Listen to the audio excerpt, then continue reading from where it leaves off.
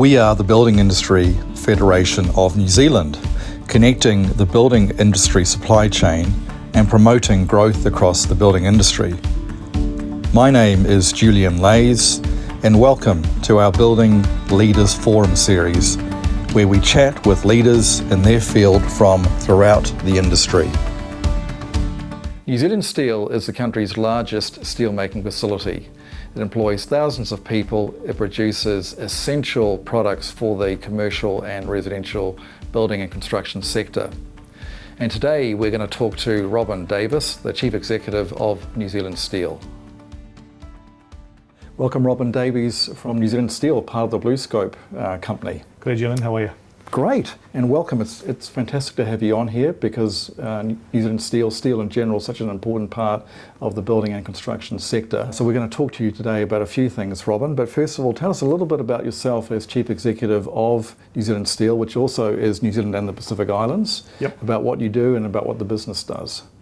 Okay, I guess my journey in steelmaking started in the mid-90s in Wales in the UK, where I joined what was British Steel as a graduate engineer almost 30 years ago. That brought me eventually to New Zealand 17 years ago. I started here as a maintenance manager, progressed through different roles. Went to work in Ohio for BlueScope for 3 years in between, and came back to New Zealand Steel and became the Chief Executive 3 years ago. And as you're probably familiar, New Zealand Steel and the Pacific Islands, we've got 1,600 employees that kind of cover that kind of footprint. We manufacture approximately 650,000 tonnes of steel today, primarily focused on the domestic building construction supply chains, and we have a business units in Fiji, Vanuatu, and New Caledonia. So you've been in steel all your life. All my working life. All your working life, yep. and you're from Wales, which is a yep. bastion of steel making yep, and mining. It is, yep. What was it that sort of first got you to fall in love with steel? If I'm brutally honest, it's probably the application of significant amounts of energy and large pieces of machinery all happening in sort of concert together, and all the people aspects of the many thousands of people employed in the industry and all the rich experiences working with those people have provided me over the years. Can you also just let us know, is there something interesting about the process at New Zealand Steel that people might not know about that you can share? So our current iron and steel making process that comes from the West Coast iron sand, using the titanomagnetite that occurs on the west coast of New Zealand, it is essentially a unique process in the world for converting iron sand through a kiln's multi-hearth melter process into iron. The steel making process then from there is fairly typical of the basic oxygen process that's seen around the world, but essentially it's a unique way of making steel that's really based around the raw materials that were available in New Zealand in the mid-60s, and a real group of pioneers that decided that it was a good idea to turn iron sand into steel, but it's certainly served us well for the last 40 years. Steel is, an integral part of building and construction. What's your view in terms of the part that steel has in our current sector? Do you see this as an ongoing part of every building and construction process, or is it changing? Is the trend to change? Look, I think steel has been a key component of building construction for a long time. It's a very resilient material, it's highly recyclable, and I think those properties that it has today will see it sort of form a major part, if not an increasing part, of building construction going forward. And each material sector has its own challenges to kind of decarbonize and innovate and continue to be relevant in a building construction sense. New Zealand Steel only produces certain types of product, so we still have to import steel from overseas. Yep. Why is that? Look, we've got a product range that is reasonably comprehensive across reinforcing and flat product steel. But as you point out, we don't make every type of steel in New Zealand. It really comes down to the economic sort of scale of any of those manufacturing kind of processes. But we do have a pretty comprehensive range of products, from galvanized wire through to color steel and all reinforcing kind of ranges. So we think the product range is still comprehensive, but it doesn't rule out us participating in other sectors going forward. That the main ingredient is iron ore, the iron ore sand. Yep. I guess what benefits, but also are there sort of limitations to using that raw ingredient in terms of the steelmaking process? No real limitations in terms of using the iron ore that we do today, and provides a high quality kind of steel grade that is perfectly suited to the grades of steel we manufacture today in the New Zealand supply chain. Yeah. Are there any environmental issues around using iron ore sand? We're pretty proud of our environmental footprint at the Waikato North Head kind of mine. Essentially, we're able to extract the iron ore, replace the sand, the silica, replant the sand dunes, and certainly put the environment or the mine back to as close to its original kind of condition as possible. So we're pretty proud of our limited impact at Waikato North Head mine.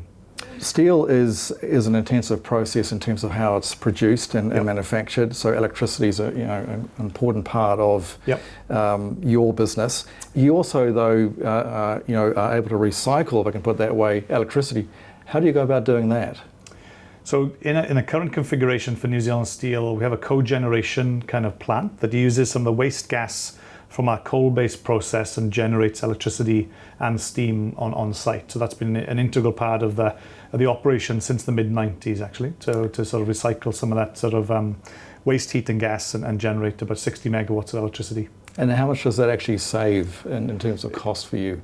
Obviously, there's a running and operating kind of cost of the process. So we're able to kind of generate electricity at a similar price to what's available on the grid. And obviously, the spot price on the grid can be very volatile. So we have a certain level of pricing from that generation, but we do pay a sort of market rate for that electricity. So it's but it does produce about half of what our current consumption of electricity is.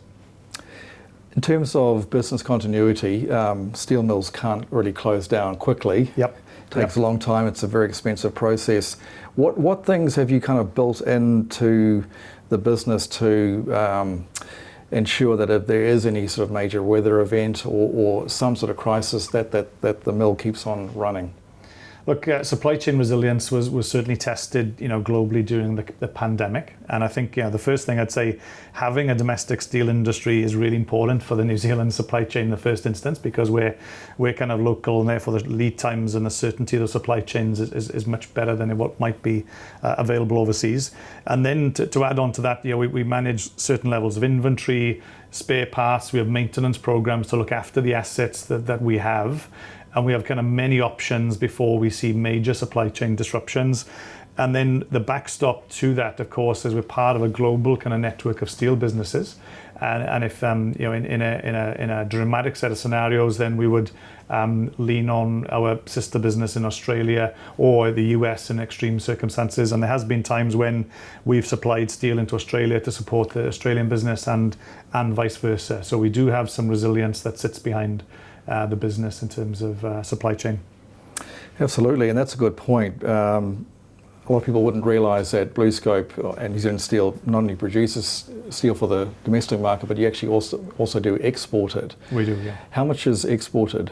Oh, look, it can be up to sort of 30% of what we manufacture on a typical typical year. As the domestic market, if it's weak at all, then we tend to export more steel to kind of balance up the production and the kind of cost-based challenges that running slowly might present. People are talking in the industry quite a bit about cost and particularly around housing affordability and all the different ingredients like concrete and steel and timber. Yep. How does New Zealand Steel sort of manage its approach to cost? Because steel is an internationally traded commodity, it just follows the international steel price in general terms. So whilst cost is a consideration for pricing, typically we are benchmarked against international steel pricing. So cost base is typically our own challenge. We internalize it to the extent that we can. And certainly if you think about recent challenges around energy costs and the price of coal, that's in no means is that passed through into the price of steel. It's your 60th year, so it's a major year for the business. It is. Obviously, there's been a lot of change over that time. How much does New Zealand Steel invest in R&D, and what things are you doing to look at sort of innovative new products? So a good example, we launched our next generation of color steel product, our MaxSam product. So that was a $30 million investment in new coating technology from our metallic coating line, which has led to a relaunch of our color steel product, which we're very, very proud of. So that was a $30 million investment, and that's been very successfully received in the market. Now, this is sort of bringing us onto the electric arc furnace. Yep. That was a major investment for the business, in fact, Yep. for the country, because I Yep. think the government's Yep. an investor in that process too. Yeah. What was the main sort of driver and strategy behind all of that? I guess the key driver was to support decarbonising the steel industry, and more broadly the impact it had on total New Zealand emissions. So it's a very high impact kind of project that could be executed, readily available technology that could be executed relatively quickly. So it's a $300 million project. We plan to put power onto that furnace December of this year and start making steel in about 12 months' time. So we're very excited about that sort of proposition. So it'll be nearly a 3-year kind of project, and we're sort of 2 years into that, almost 2 years into that now. Great. So it's decarbonisation is the major driver, but it does move us onto a more stable energy sort of platform, and we think we're doing our part in terms of producing lower carbon materials to go into the building construction supply chain. Essentially, we're using a blend of the iron ore kind of process that we do today and scrap that's procured from within New Zealand. At the moment, 500,000 tonnes of scrap is exported from New Zealand, so we're going to purchase about 300,000 tonnes of that scrap and blend that with the iron ore process, and then melt that and manufacture steel from that product. And that scrap is everything from old cars to fridges, anything like that? It's all post-consumer kind of scrap that's kind of gone through various recycling processes, from demolition, from manufacturing sort of businesses, and our own internal kind of scrap uprisings that we use from time to time. And so is the electric arc furnace essentially, when it comes online, will that sit alongside the existing furnaces, or is it going to replace those? The existing basic oxygen furnace it's actually built alongside that, but it essentially will replace the basic oxygen furnace, and then we'll have 2 kilns and 1 melter that'll remain in operation as they are today. So it's really it's an integration of new equipment and existing to kind of make the new supply chain work. It actually has the ability to make up to 800,000 tonnes of steel if we think the market demand supports that and the raw material supply chain. Gee. So it does have more capacity than the existing operation. Yeah, absolutely. Because what isn't 800,000 tonnes the total market supply that we? It is, yeah. Wow. Yeah. So as you can imagine, as a good engineer, we'll always build a thing that's slightly bigger than the one you've got. Right? Yeah. Absolutely. But also future proofing. I guess that means that New Zealand's in a good position now in terms of its future steel needs, because you've got the capacity to grow the market. And as we've seen, steel intensity in construction has grown, certainly since the Christchurch earthquake. And again, because of steel's kind of properties in terms of seismic resilience, we think steel will continue to kind of grow as a proportion of total construction activity. Absolutely. We do live in the shaky isles. There's a need for good, strong steel. We do. I'm just thinking, long term, and with the focus now on more infrastructure, there seems to be a real push by the government and industry to really start delivering on some of the key infrastructure projects that we desperately need, such as the second harbour crossing. That could well mean that there's going to be a lot of potential for more steel and a great opportunity for NZ Steel. Yeah, look, I think with the increased steelmaking capacity, the new furnace does have, and it's low embodied carbon kind of performance, then I think it does potentially open up the opportunities for new products to be developed in New Zealand. Yeah. Absolutely. Robin, you worked in Ohio at the North Star BlueScope facility. Yeah. Can you just talk us through how you used those links that you had to help integrate this process here in NZ?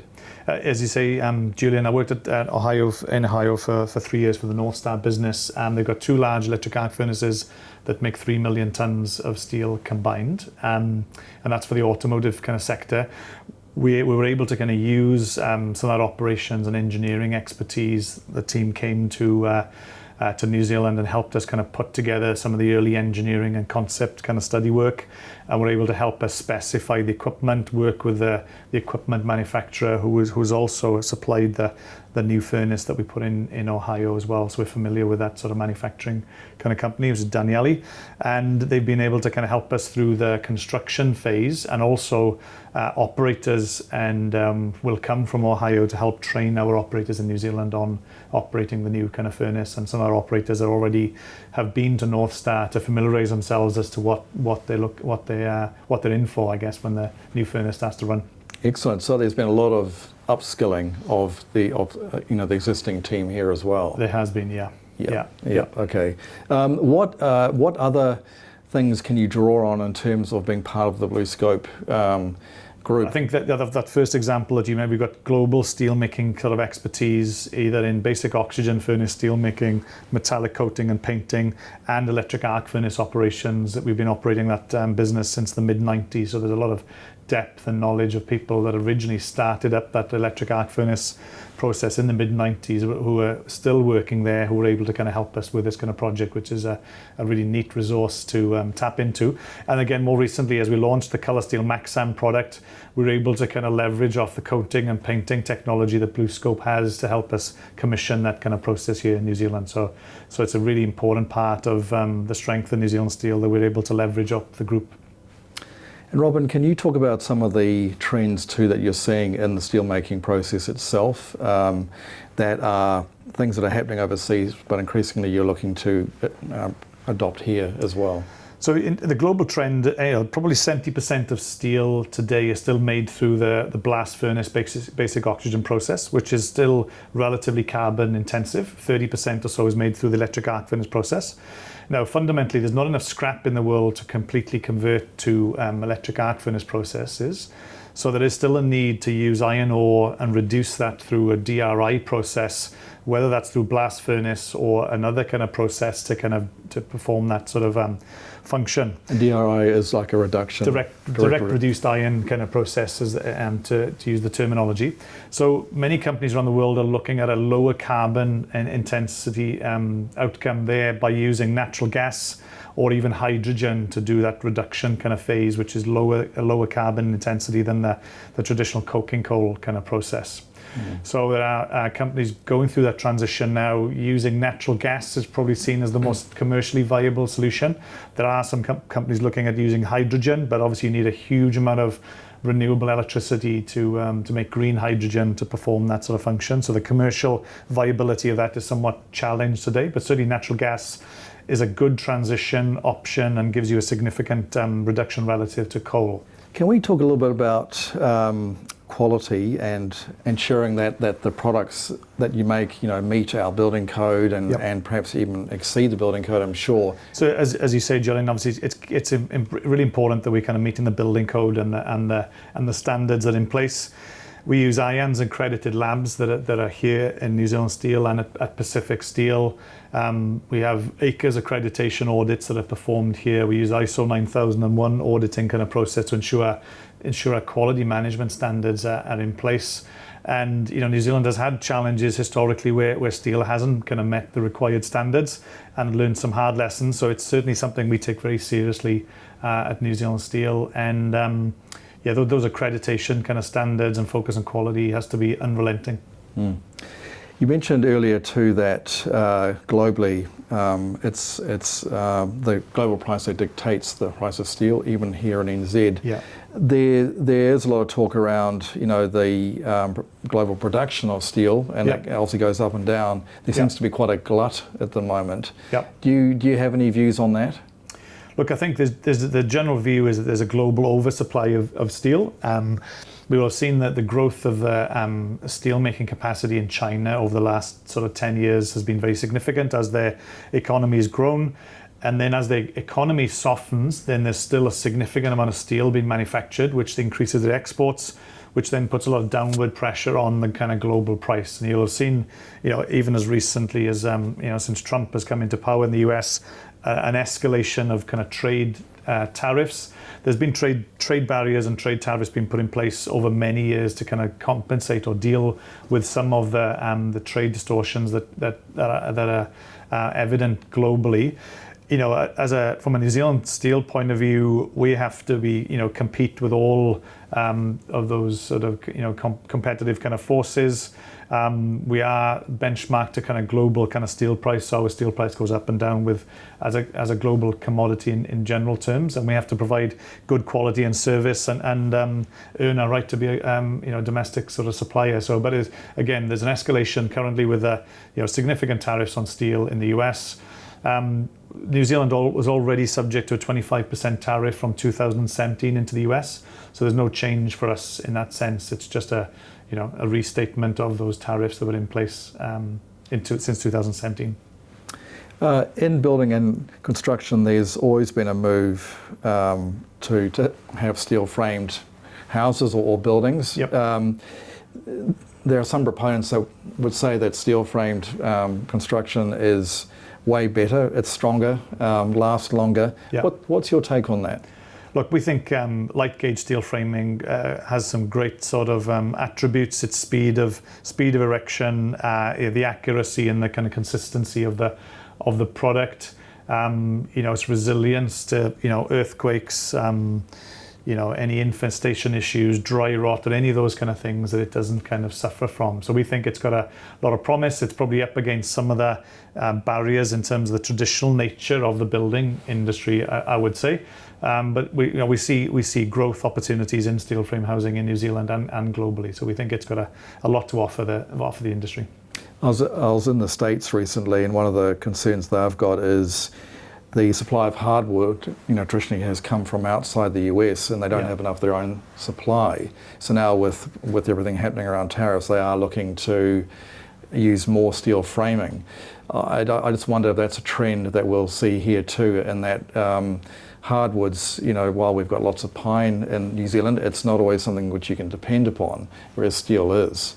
And it, as I said earlier, it lasts longer. So would you really like to see more steel framing being used in construction? Yes, of course. We think it's got a relatively modest share of the market now, but I think as people focus on the speed of erection, the off-site manufacturing, it certainly lends itself to the off-site manufacturing kind of process.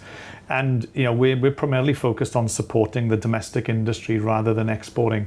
Sometimes exporting of timber can be more favourable than keeping it locally. So we're certainly focused on supplying the domestic building construction industry. Robin, reflecting on your own career journey, and you've had such an interesting career all over the world, if you had to share one piece of advice that you had wished that you received earlier on, what would it be?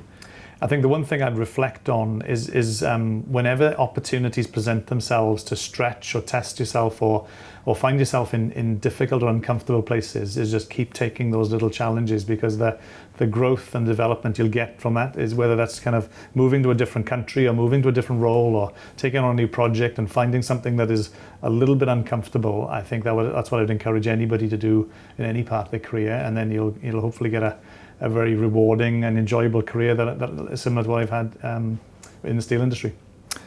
You're a key leader in the building industry. When you also reflect on the other leaders that you've worked with over the years and overseas, do any of them particularly sort of stand out?